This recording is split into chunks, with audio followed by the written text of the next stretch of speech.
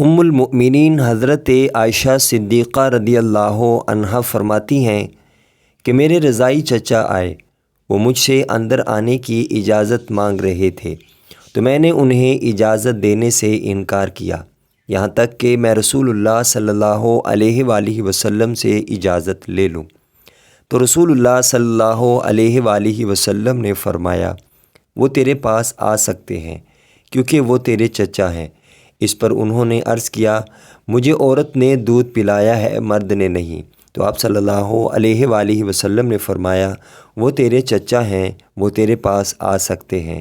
جامع ترمذی حدیث نمبر 1148۔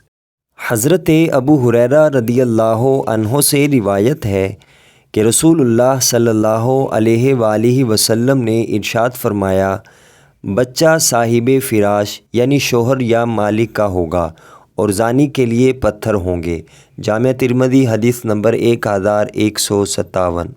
حضرت عقبہ بن عامر رضی اللہ عنہ فرماتے ہیں کہ رسول اللہ صلی اللہ علیہ وآلہ وسلم نے فرمایا عورتوں کے پاس خلوت یعنی تنہائی میں آنے سے بچو۔